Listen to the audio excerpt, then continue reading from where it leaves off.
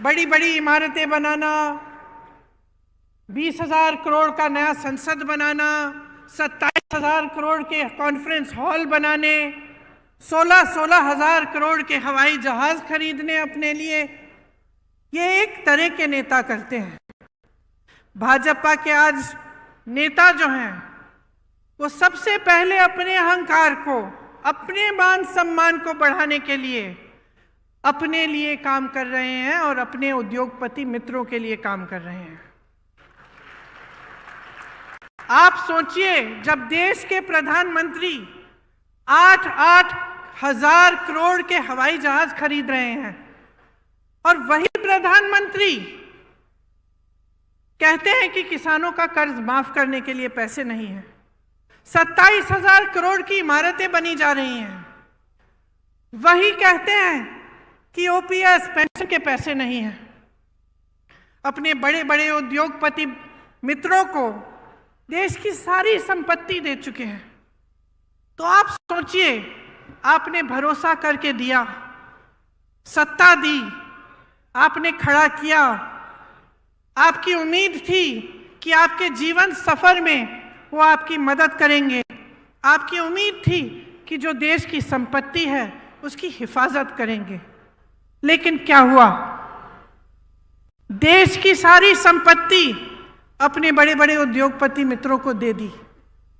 जो 6,000 करोड़ की कंपनियां थीं, लाखों की कंपनियां थीं, उनको कम दाम में बेच दिया।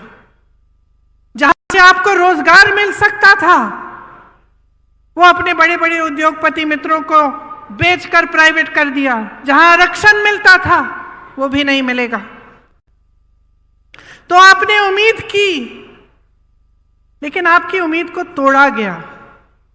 आज ये नौबत आ गई है कि प्रदेश की सरकार महंगाई के राहत कैंप लगा रही है, क्योंकि देश की जो सरकार है, केंद्र की जो सरकार है, उसने इतनी महंगाई बढ़ा दी है कि आप गुजारा नहीं कर पा रहे हैं।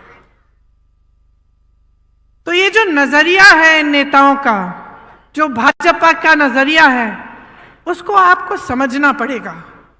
क्योंकि जब जब चुनाव आता है तो धर्म और जाति की बात करते हैं।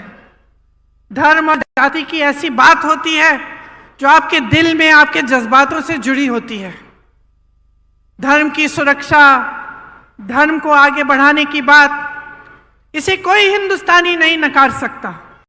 ये ऐसी चीज है जिससे हम सबके जज्बात जुड़े हुए हैं। लेकिन आपको ध्यान से समझना पड़ेगा कि ये चुनाव के समय क्यों उठ रही हैं ये बातें, चुनाव के समय ये बातें क्यों करते हैं, और चुनाव के समय आपके विकास की बातें क्यों नहीं की जा रही हैं। चुनाव के समय आपको ये क्यों नहीं बताया जा रहा है कि ये जो ओपीएस पेंशन के पैसे हैं ये आपको क्यों नहीं दे सकते। जब तमाम कांग्रेस की सरकारें प्रदेश के बाद प्रदेश में ओपीएस दे रही हैं तो इनको कौन सी दिक्कत हो रही है, ये सवाल आपको पूछने पड़ेंगे।